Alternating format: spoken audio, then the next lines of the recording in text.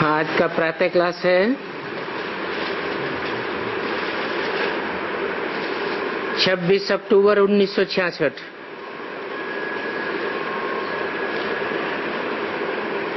शिव बाबा ब्रह्मा द्वारा बच्चों से पूछ रहे हैं,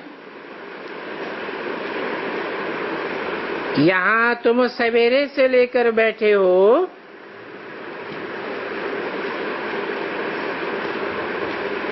और तुम स्टूडेंट्स तो हो ही,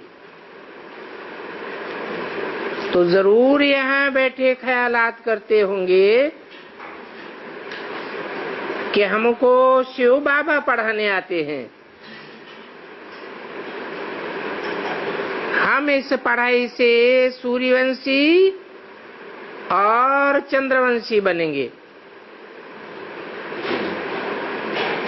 क्योंकि हम ही राजयोग सीख रहे हैं, विष्णुपुरी स्वर्ग का मालिक बनने के लिए। तो बताओ, इसी ख्यालात में बैठे हो या कोई को जमींदारी, बाल बच्चे, धंधाधोरी याद आता है? बुद्धि में आना चाहिए। ये गीता पाठशाला है और हमको भगवान पढ़ाते हैं।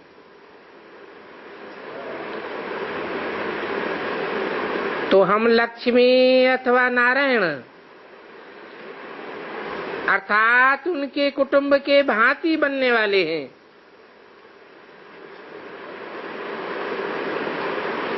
क्योंकि तुम्हारी पढ़ाई का लक्ष्य ही है नर से नारायण या तो नारी से लक्ष्मी जैसा बनना।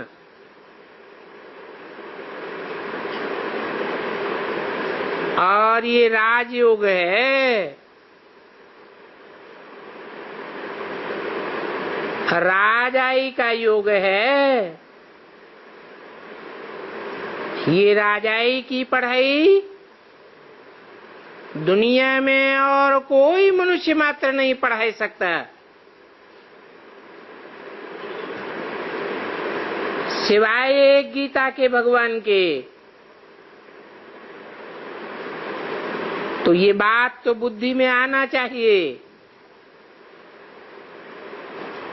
कि हम बाबा से डायरेक्ट सुन करके सूर्यवंशी घराने के मालिक बनेंगे।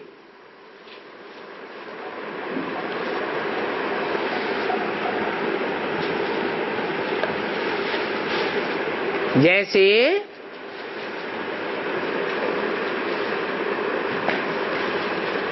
क्राइस्ट से कोई ने सुना होगा डायरेक्ट,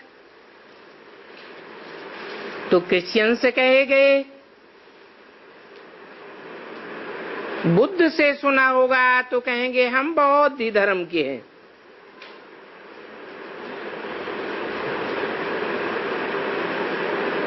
जैसे कौरव कांग्रेस भी समझती है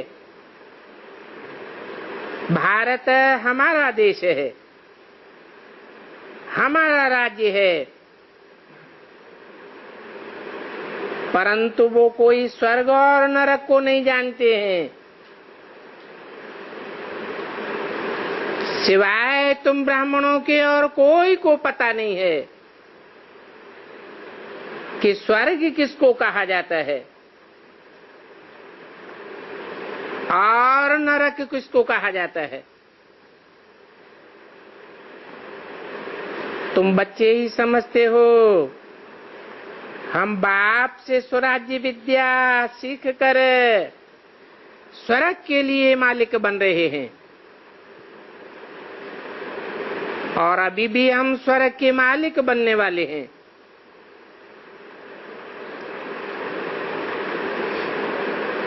दुनिया में ये स्वराज्य की स्थापना कोई कर ही नहीं सकता, क्योंकि कोई भी स्व अर्थात आत्मा को जानते ही नहीं। ये स्वराज्य की स्थापना स्व स्थिति में सदैव रहने वाला बाप ही करते हैं। और हम ही स्वर्ग के मालिक बनने वाले हैं। ये बात अंदर में सिमरण करनी चाहिए। जैसे स्कूल्स में बच्चों की बुद्धि में रहता है, कॉलेज में पढ़ते हैं तो भी बुद्धि में रहता है कि हम बैरिस्टर, इंजीनियर आदि बनने के लिए पढ़ रहे हैं। परंतु वहां तो पढ़ाने वाले मनुष्य हैं, अल्पकाल की पढ़ाई पढ़ावेंगे। शरीर छूट जाए तो अगले जन्म में फिर से पढ़नी पड़ेगी। और उस पढ़ाई की प्रारब्ध भी इस जन्म में मिले न मिले, कोई गारंटी नहीं। तो तुमको भी ये याद रहता है, एम ऑब्जेक्ट याद रहता है या भूल जाता है कि हम नर से नारायण या नारी से लक्ष्मी जैसे बनने वाले हैं।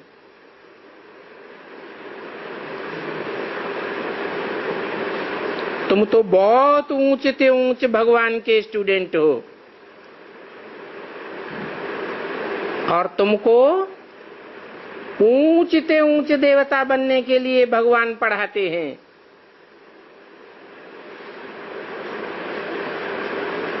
तुम उस भगवान के बच्चे हो, डायरेक्ट बच्चे हो, जिसको सारी दुनिया याद करती है। आत्मा इस शरीर द्वारा भविष्य मर्तव्य को याद कर रही है, अथवा तो शरीर के संबंधियों को याद करती है। जिस्मानी मिल्कियत, धंधे आदि को याद करते रहते हैं। यहाँ जब आते हो तो जरूर समझना चाहिए हमको बेहद का बाप पढ़ाते हैं। बेहद का अर्थात विश्व का मालिक बनाने के लिए पढ़ाते हैं। फिर कोई अपने पुरुषार्थ के अनुसार राजा बने, महाराजा बने या रानी बने या प्रजा में चला जावे,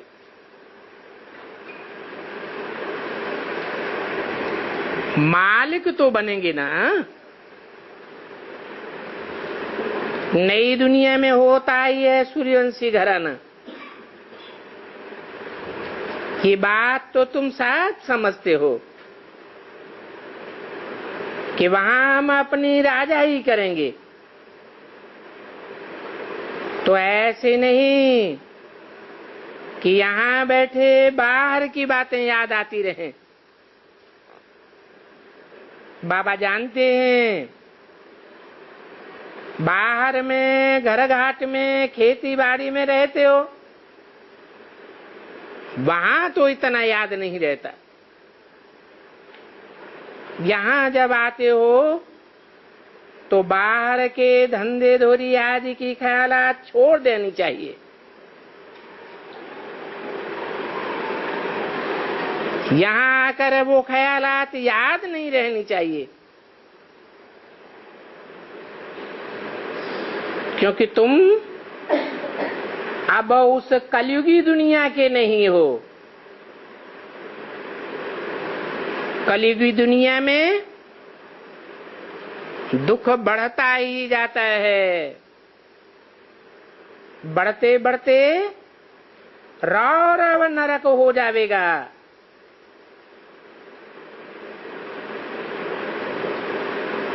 रौरव क्यों कहते हैं?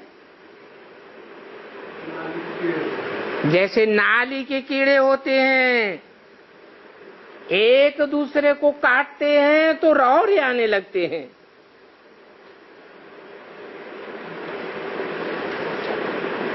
तो ये है खास संगम युग तुम्हारे लिए। तुम्हारे लिए अब कोई कलयुग नहीं है, सुहावना संगम युग है, मौज करने का युग है। इसलिए मधुबन गाया जाता है। यहां तुमको आपस में इस नॉलेज का ही वातावरण बनाना चाहिए। बाहरी दुनिया के ख्यालात छोड़ देने चाहिए और दूसरा कोई भी वातावरण नहीं। यहां जो ज्ञान की बातें सुनते हो वो ही आपस में वर्णन करनी चाहिए। उन बातों का ही विचार सागर मंथन होना चाहिए। जितना टाइम मिले यहां चित्रों के आगे जाकर बैठो, इन चित्रों को ही देखते रहो। ब्राह्मणियां जो लोग आती हैं, उन लाने वाली ब्राह्मणियों के ऊपर बहुत रिस्पॉन्सिबिलिटी है।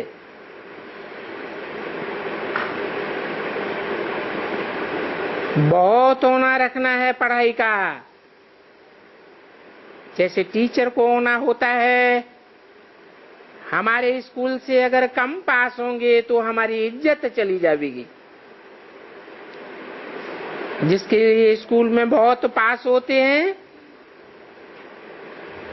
तो उसको अच्छा टीचर माना जाता है। तो यहाँ भी ब्राह्मणियों को पढ़ाई पर पूरा ध्यान देना है, क्योंकि यहाँ तुम आते ही हो संगम पर।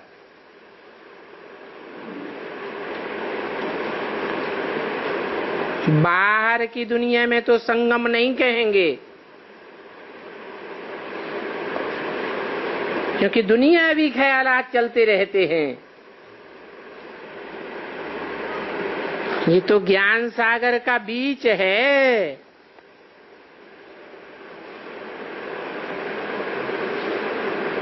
तुम ब्रह्मा कुमारियां तो बाहर गांव और आज में भी जाती हो,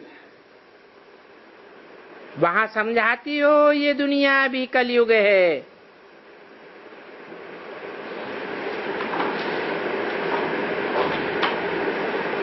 ये तो मधुबन है, यहाँ संगम युग है। किसका संगम है? यहाँ तुम डायरेक्ट बाप से सुनते हो।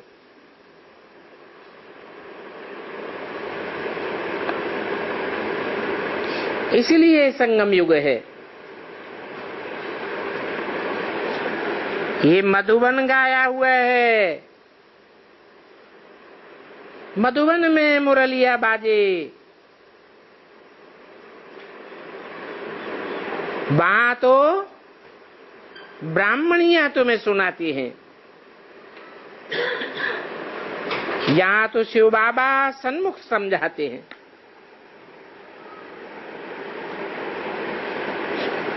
तो सन्मुख का प्रभाव बहुत हो जाता है।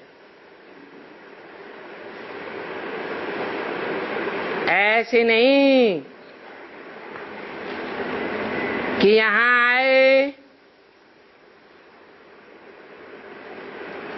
और यहाँ भी धंधा धोरी घर भाड़े आदि आदि पड़ते रहे।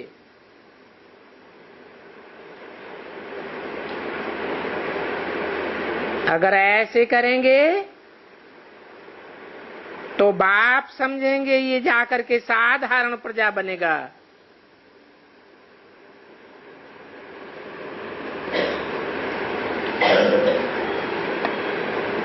तुम यहाँ आए हो राजाई पद पाने के लिए।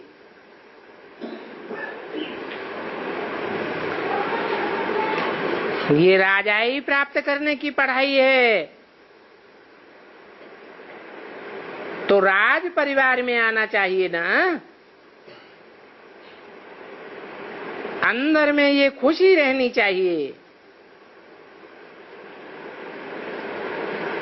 इन बातों को समझाने में ये चित्र भी बहुत मदद करते हैं। इष्ट देवताओं के, गुरु आदि के चित्र घर में रखते हैं ना, याद करने के लिए चित्र रखते हैं, परंतु उन देहधारियों को याद करने से कोई फल प्राप्त नहीं होता।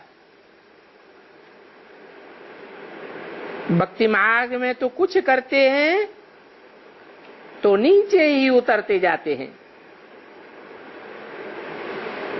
अब तुम बच्चों को बहुत ऊंचे जाने का पुरुषार्थ करना है।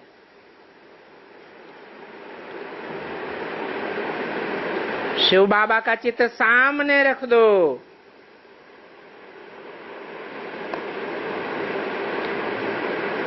तो बाबा को घड़ी घड़ी याद करने की टेव पड़ जाएगी।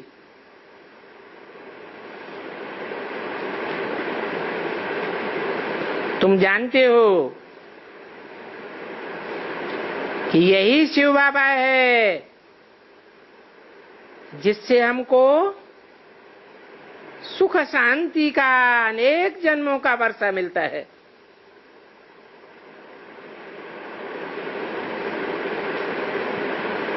तो कौन सा चित्र सामने रख देंगे? लाल लाइट के गोले का चित्र रखेंगे?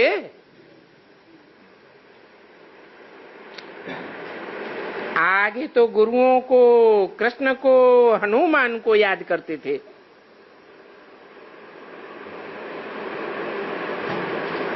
वो तो जड़ चित्र थे, प्राप्ति तो कुछ भी नहीं होती थी। अभी तो बाप चैतन्य में आया हुआ है। शिव बाबा सन्मुख कहते हैं मुझे याद करो।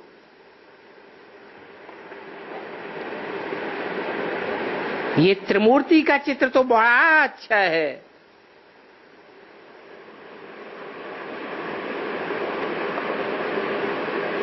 शिव बाबा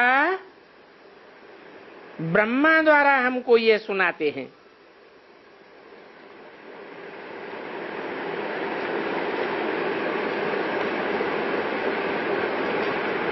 त्रिमूर्ति के चित्र में कौन है शिव बाबा?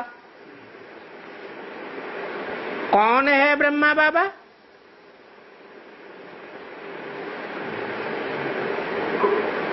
ब्रह्मा बाबा का तो चित्र रखा सामने, सफेद पोश है। फिर शिव बाबा कौन है? शंकर, वो नंगा बैठा हुआ। मुरली में तो बोला है ये त्रिमूर्ति का चित्र भी एक्यूरेट नहीं है, तुमको तीन मूर्तियों का एक्यूरेट चित्र बनाना चाहिए। वो एक्यूरेट चित्र सदैव पॉकेट में पड़ा रहे।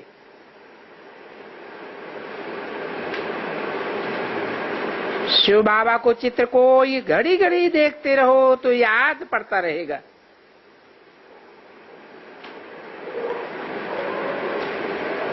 ये बाबा भक्त था तो लक्ष्मी नारायण का चित्र पॉकेट में तकिए के नीचे गद्दी पर रखता था। जहां तहां साथ में भी ले जाता था।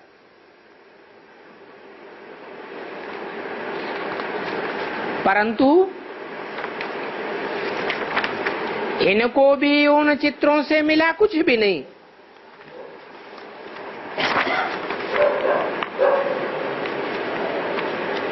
अभी तो ये जानते हैं कि हमको शिव बाबा से बहुत प्राप्ति होती है।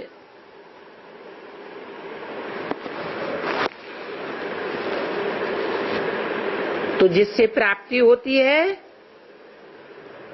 उसे एक को बहुत याद करना है।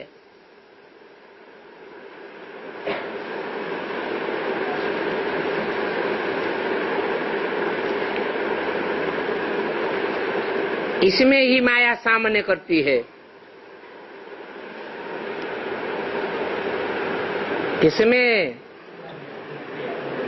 ये समझने और समझाने में कि वो शिव बाबा कौन है जिससे प्राप्ति बहुत होती है।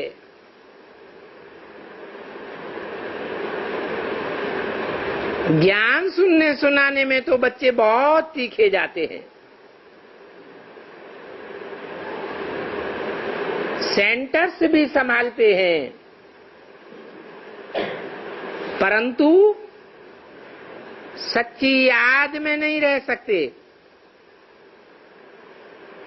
माया घड़ी घड़ी संशय पैदा कराई देती है।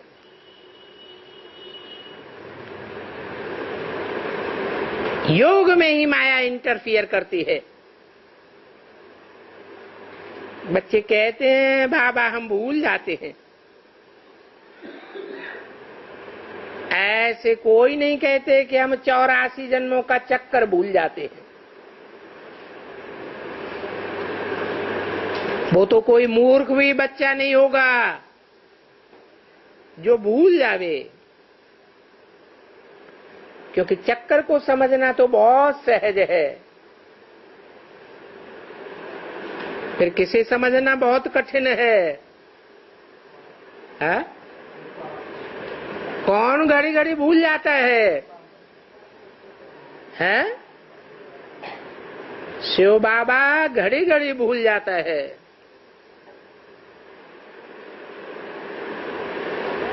शिव बाबा को कौन भुलाता है? माया भुलाती है। तुम समझाते भी हो कि शिव बाबा आया हुआ है, माया जवाब देती है ऐसा हो नहीं सकता।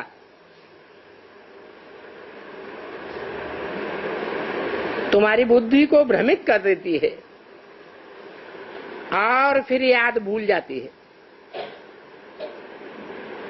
ऐसे भी नहीं कि यहां मधुबन में रहने वाले जास्ती याद करते हैं, नहीं। क्या मधुबन में माया नहीं आती है? मधुबन में भी माया आती है। जिस बाप से हम गोरा बनते हैं, मधुबन में रहने वाले भी उनको जानते नहीं हैं।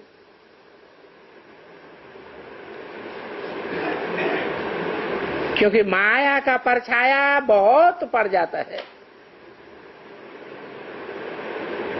तो मूल बात है ही बाबा को याद करने की।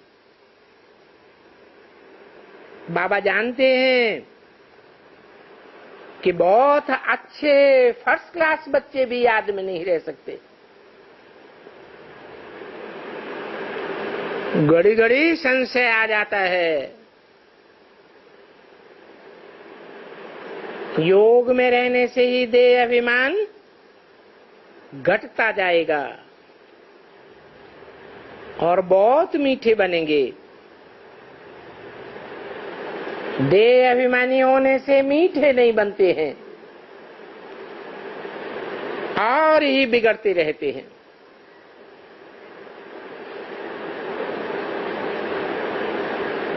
ब्राह्मणियों से भी बिगड़ते हैं।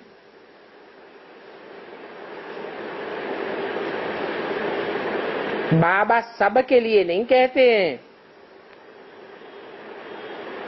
क्योंकि कोई तो सपूत भी है। सपूत उनको कहा जाता है जो अच्छी रीति याद में रहती है। उनसे कोई भी उल्टी सीधी बात नहीं होगी। उनको मित्र संबंधी आदि सब भूलते रहेंगे। कोई भी देहदारी को याद नहीं करना है।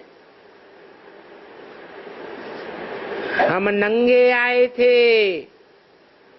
इस दुनिया में, जब पहली बार आए थे तो आत्मा ही नंगी आई थी, शरीर रूपी वस्त्र नहीं था। फिर जन्म बाई जन्म जब जन्म लेते रहे तो भी क्या कपड़े पहन कर आते हैं? नंगे ही घर जाना है। अब तुम बच्चों को ज्ञान का तीसरा नेत्र मिला है, जिस तीसरे नेत्र से तुम अपने घर को भी जानते हो और अपनी राजधानी को भी जानते हो। ये भी तुम बच्चे ही समझते हो कि ये शिव बाबा कोई काला लिंग नहीं है, जैसे मंदिरों में दिखाते हैं। तो फिर क्या है? मंदिरों में तो काला ही लिंग दिखाते हैं, नहीं है? अरे मंदिरों में रखा हुआ है कैसे नहीं है? ये यादगार रखी हुई है। किस समय की यादगार है? तो संगम युग में काला था क्या है?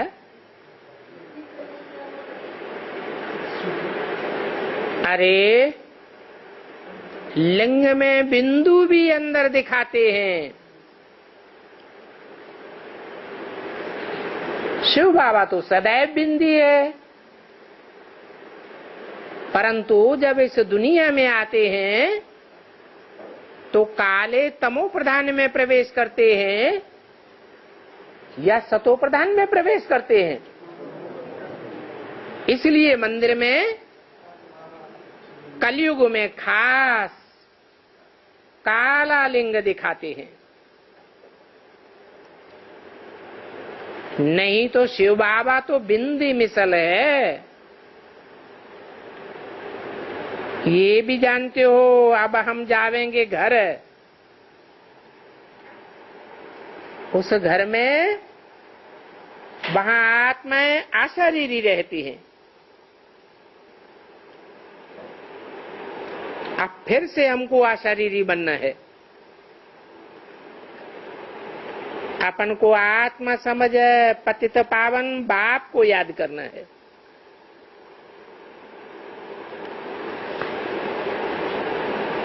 आत्मा क्या है वो भी समझाया है।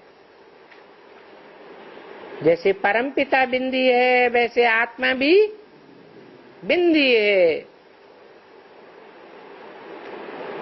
जैसे परमपिता परमात्मा अति सूक्ष्म है, आत्मा भी अति सूक्ष्म है। बाप भी परमधाम का रहने वाला है और आत्माएं भी परमधाम की रहने वाली हैं। बाप में अपने प्रकार के संस्कार हैं, ज्ञान सुनाने के, और तुम्हारे में भी संस्कार हैं। बाप भी बुद्धिमानों की बुद्धि है, तुम्हारी आत्मा भी मन बुद्धि स्वरूप है। आत्मा अविनाशी है। उस अविनाशी आत्मा में 84 जन्मों का अविनाशी पार्ट भरा हुआ है। वो पार्ट कभी घिसता नहीं है,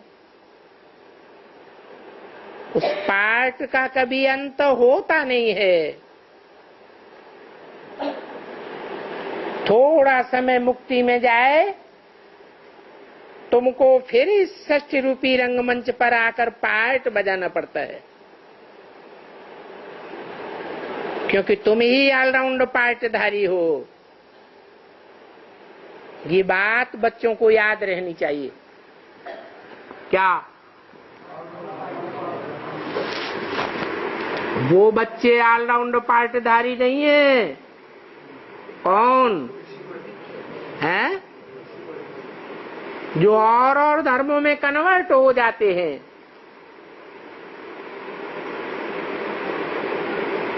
ब्राह्मणों की दुनिया में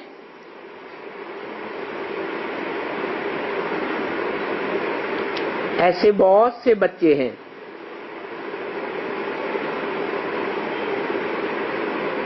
जो ब्राह्मण जन्म तो लेते हैं परंतु कम कला के देवता बनते हैं। जो कम कलाओं वाले देवता बनते हैं वो कम जन्म लेंगे, तुम तो 16 कला संपूर्ण बनते हो। परंतु अब घर तो सबको जाना है। हाँ, बाप को याद करने से तुम सतो प्रधान बन जावेंगे। यहां तुमको कोई भी धंधा धोरी आदि नहीं है, क्योंकि तुम यहां पूरे संगम पर हो।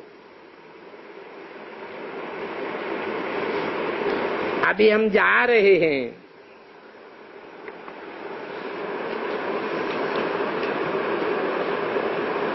तुम वहां जा करके बिंदु बन करके बैठेंगे तो बुद्धि में रहता है अभी हम जा रहे हैं।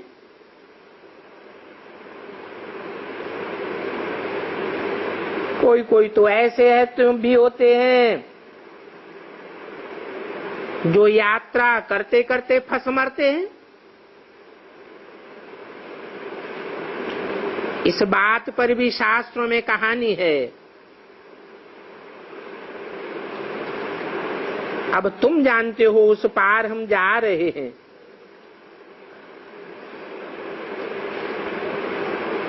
उस पार ले जाने वाला खिवैया कोई कृष्ण नहीं है। कृष्ण को खिवैया या बागवान नहीं कहा जाता।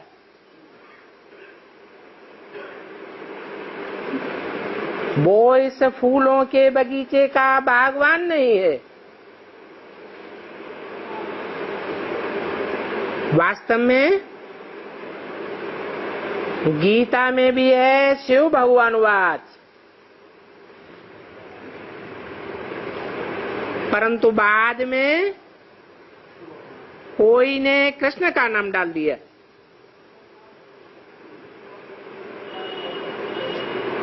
तो फूलों का बगीचा बनाने वाला शिव बाबा है। वो शिव बाबा पतितों को पावन बनाने वाला है।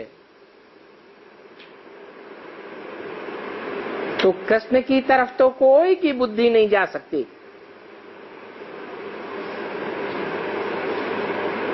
कृष्ण कोई पतितों को पावन बनाने वाला नहीं है।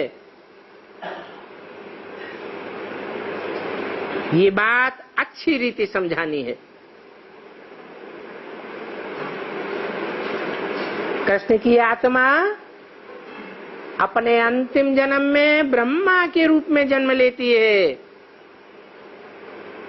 परंतु ब्रह्मा की कोई पूजा नहीं होती है, मंदिर भी नहीं बनते हैं, मूर्तियां भी नहीं बनती हैं। क्यों नहीं बनती? क्योंकि कृष्ण का झूठा नाम गीता में डाला हुआ है। कृष्ण के फॉलोअर्स ने अंतिम जन्म में ब्रह्मा की दाढ़ी की लाज नहीं रखी, ऐसे ऐसे कर्म किए जो ब्रह्मा का नाम निशान गुम करने पर तुल गए। तो कोई भी मंदिर नहीं है। जो अजमेर में मंदिर है भी तो उसमें कोई पूजा करने के लिए नहीं जाते हैं। सिर्फ वहां के जो रहने वाले पुजारी हैं वो ही पूजा करते हैं। ये भी कहाँ की यादगार है? कैसे?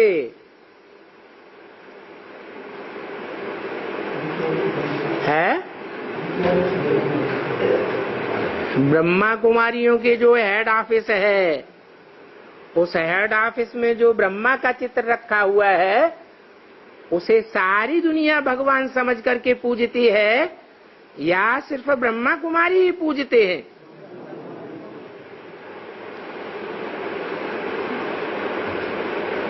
मुरली में तो बोला है इस ब्रह्मा को याद नहीं करना है, इनका फोटो भी नहीं रखना है। अगर फोटो भी रखेंगे तो पतित बन पड़ेंगे। तो मनुष्यों को अच्छी रीति समझाना है, क्योंकि मनुष्यों की बुद्धि भटकती रहती है। बाप आकर भटकने से छुड़ाते हैं।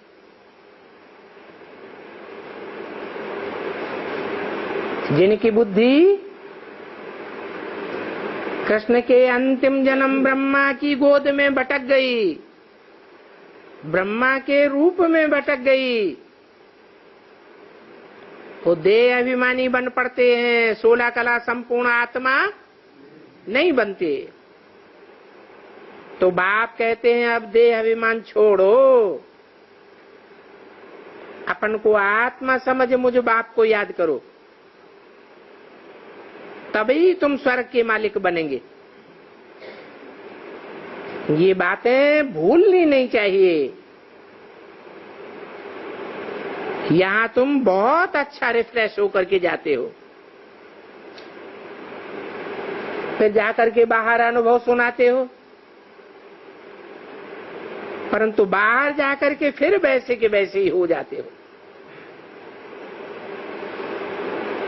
मित्र संबंधी आदि का मुख देखा और एकदम लुभायमान हो जाते हो।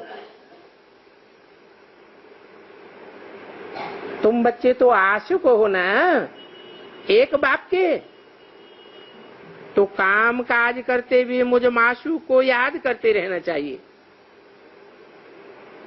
तभी तुम ऊंच पद पावेंगे। अगर आप पुरुषार्थ नहीं कर पावेंगे तो कल्प कल्पांतर पुरुषार्थ नहीं करेंगे। तुम कहते हो ना हम डबल सिरताज बनेंगे, तो कैसे बनेंगे?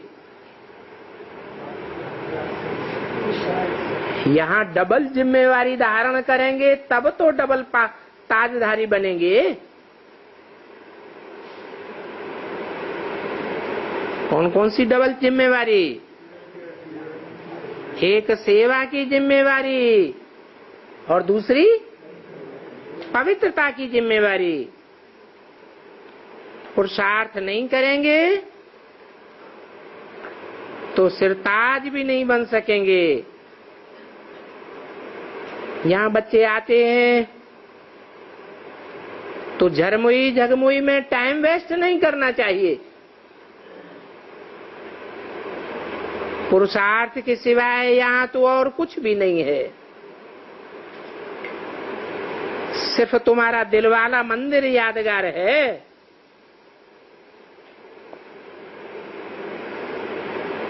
तो वो भी तुम देख सकते हो।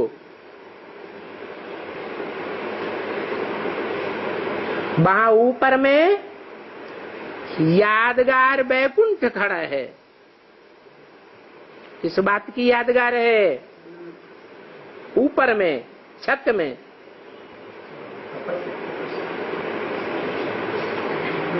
कि पुरुषार्थ करते करते जब तुम ऊंची स्टेज में जाते हो तो स्वर्ग का अनुभव करते हो। झाड़ में भी तुम्हारा पुरुषार्थ क्लियर है। नीचे फाउंडेशन में तुम राजयोग में बैठे हो, ऊपर में राजाई खड़ी है।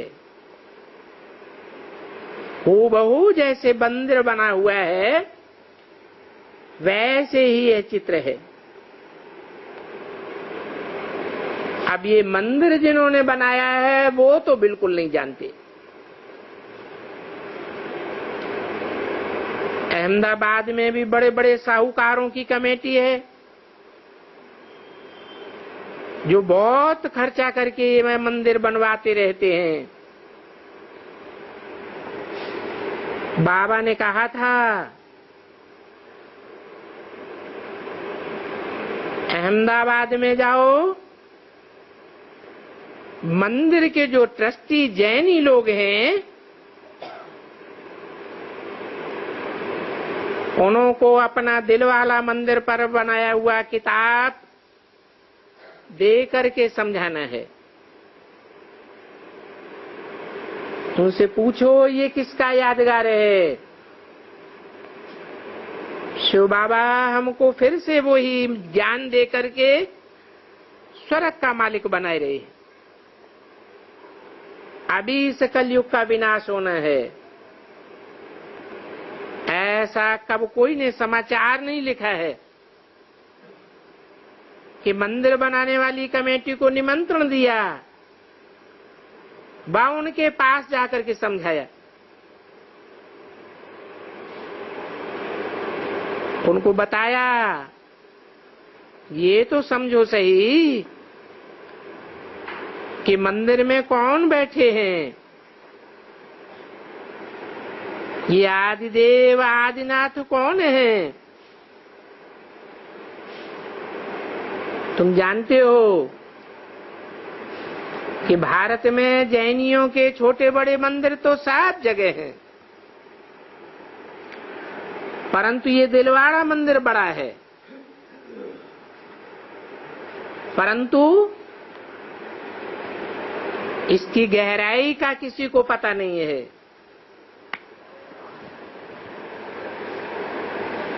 अधूरी मुरली है।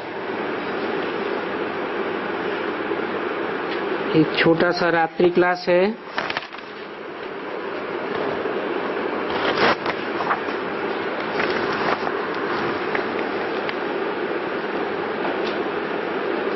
बारह 11/66 का। बाप को बुलाते हैं, हमको पतित से पावन बनाओ और साथ में ले जाओ। गोया मुक्ति के लिए बुलाते हैं कि आए कर हम आत्माओं को यहाँ से ले जाओ। हम बहुत दुखी अशांत हैं। ये रावण राज्य है, परंतु कोई समझते नहीं है। शरीर तो सबका यहाँ खत्म हो जाएगा। इसलिए ही कहा जाता है भगवान कालों का काल है, सबको ले जाते हैं। बुलाते हैं ना बाबा, इस छी दुनिया से हमको ले जाओ। अभी तुम सुखधाम शांति धाम जाने के लिए पुरुषार्थ कर रहे हो। बाकी तो दुनिया में सबका पुरुषार्थ झूठा है। तुम्हारा सही है, तुमको खुशी होती है हम घर जावेंगे, तो विचार करो अभी बेहद का बाप क्या कर रहे हैं।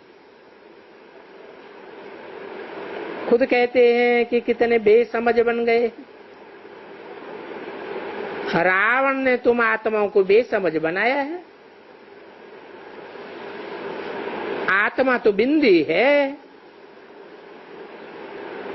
इसमें 84 जन्मों का पाठ हमेशा के लिए भरा हुआ है।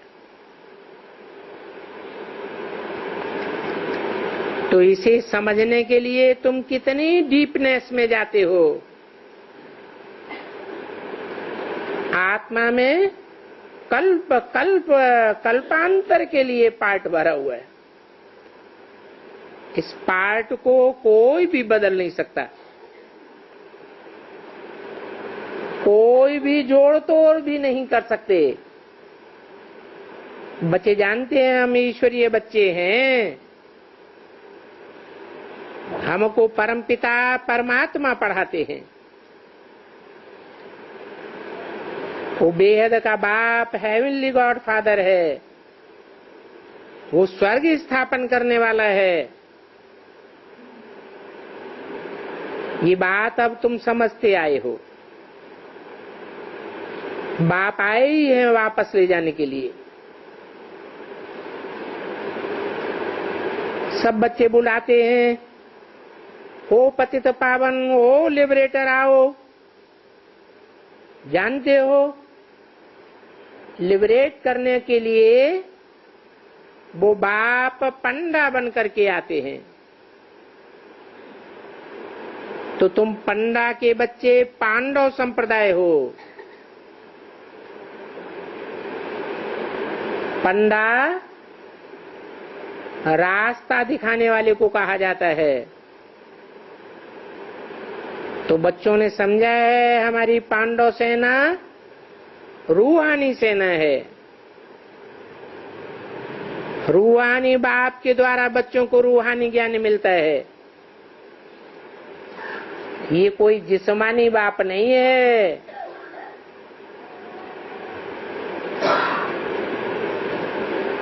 तुम बच्चों के मिसल है।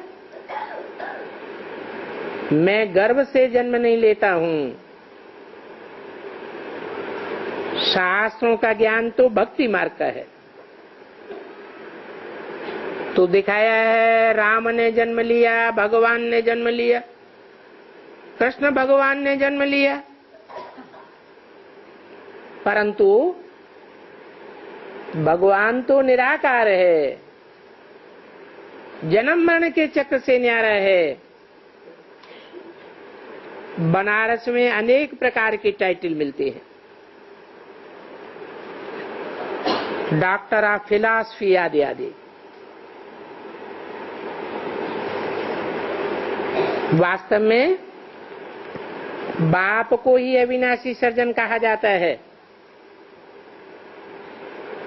क्योंकि आत्माओं को इंजेक्शन ज्ञान का लगाते हैं। गाया भी जाता है ज्ञान अंजन सदगुरु दिया, अज्ञान अंधेर विनाश। कौन सा अज्ञान विनाश हो जाता है? आत्मा जो रंगमंच पर पार्टधारी है, वो पार्टधारी आत्मा जन्म जन्मांतर कैसे अनेक प्रकार के कपड़े शरीर रूपी बदलकर पार्ट बजाती है, इस बात का अज्ञान हो जाता है।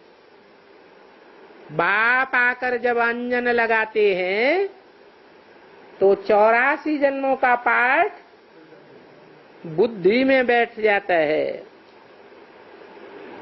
तो आत्मा सोझरी बन जाती है। अज्ञान अंधेरे का विनाश हो जाता है।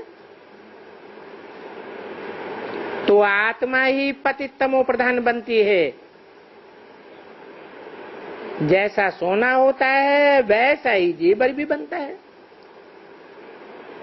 तुम्हारी आत्मा सत्युग में सतो प्रधान थी तो तुम कितने सुंदर थे, जो आज भी देवताओं का इतना श्रृंगार करते हैं। तुम सच्चा सोना थे। फिर जन्म बाई जन्मालाएं पड़ती गई। कौन सी खाद पड़ी है? विकारों की खाद। सत्युग त्रेता में कहाँ विकार होते हैं? वहां जन्म बाई जन्मालाएं पड़ती है या नहीं पड़ती है? कौन सी अलाय पड़ती है? हाँ, जो कमजोर आत्माएं हैं वो परम धाम से आती हैं, ढेर की ढेर हमारे संग के रंग में आती रहती हैं। हम उनके संग के रंग में रंगते जाते हैं। तो ये संग के रंग की खाद पड़ती है।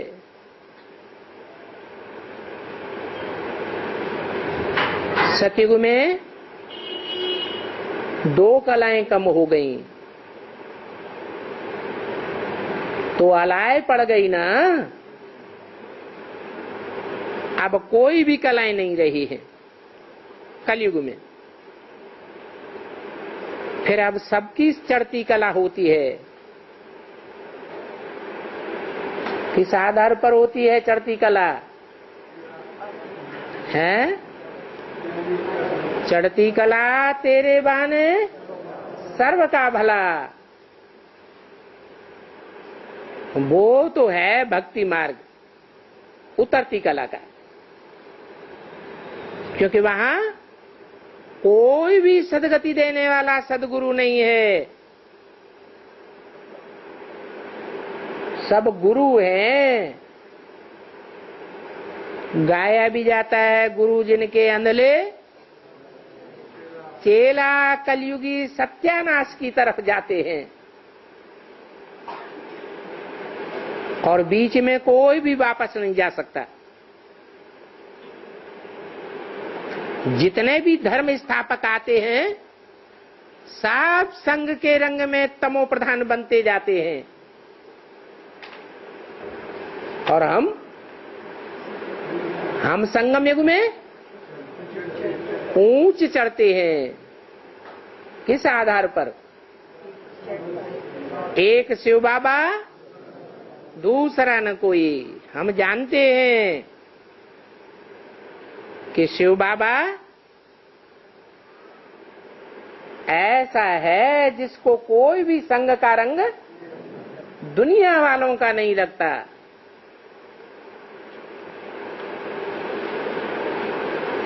अब सब अपने अपने सेक्शन में चले जाएंगे, बाप के साथ। बहुत कहते हैं हमको मन की शांति चाहिए। अब इस दुनिया में जो रावण की दुनिया है, किसी का मन शांत हो सकता है? शांति तो प्राप्त होती ही है शांति धाम में, उसे कहते हैं मुक्ति धाम। दुखों से आत्मा मुक्त हो जाती है। जैसे कोई को बुखार आता है तो दुखी है या सुखी है? दुखी है, अशांत है। फिर बुखार उतर जाता है तो कैसा लगता है? शांति अनुभव होती है। तो बाप समझाते हैं इस कलयुगी दुनिया के अल्पकाल के सुख काग विष्ठा समान है। क्यों कहा जाता है काग विष्ठा? क्योंकि मनुष्य जो भी खाता है, जो भी भोगता है, उस भोगने के बाद जो कचरा बचता है उसे विष्ठा कहा जाता है। फिर उस कचड़े को कौआ खाता है। उस कचड़े में से भी सुख खींच लेता है। फिर कौए से जो कचरा निकलता है उसे कहा जाता है कागविष्ठा।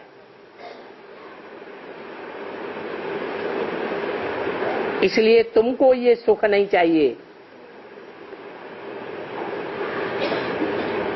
बाकी सतयुग के सुखों का तो कोई को पता ही नहीं है। उन कौओं को क्या पता होगा? शास्त्रों में तो दंत कथाएं लिख दी हैं। लिख दिया है कि कंसी, जरासंधी, शिशुपाल द्वापर में थे, परंतु ये सब अभी संगम युग के नाम हैं। ये भागवत भी संगम युग का है।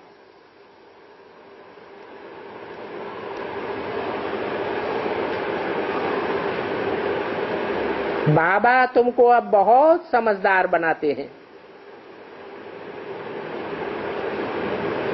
पत्थर बुद्धि से पारस बुद्धि बनाते हैं। तुम जानते हो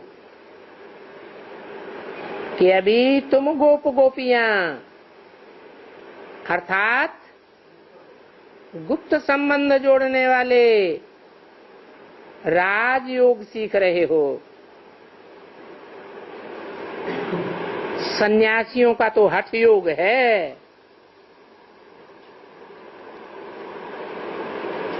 योगी पवित्र रहते हैं और तुम्हारी तो माया से लड़ाई है। तो माया जीते जगत जीत बनना है। माया 5 विकारों को कहा जाता है। तो विकारों पर तुम जीत पाते हो। फिर कहा जाता है माया ते हारे हार, माया ते जीते जीत।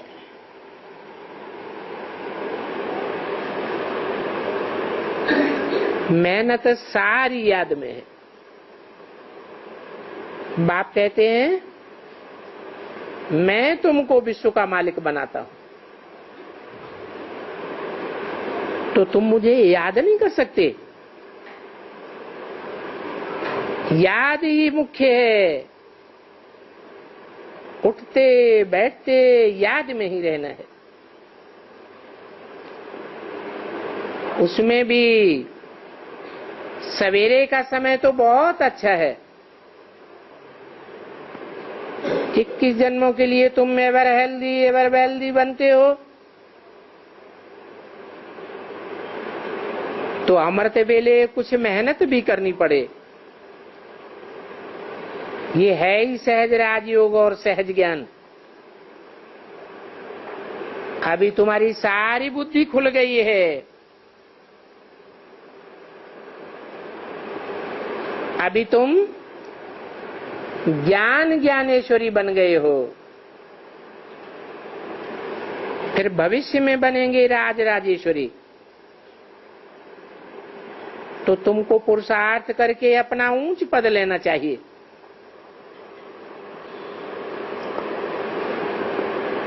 ऐसे नहीं कि चलो देखा जाएगा, बनते हैं तो बनते हैं, नहीं तो प्रजापति ही सही। तो बाप कहेंगे ये विचारे हैं। इन विचारों की बुद्धि में बात बैठ ही नहीं है। अभी फेल हो गए तो फिर कल्प कल्पांतर फेल होते रहेंगे। अच्छा, ओम शांति।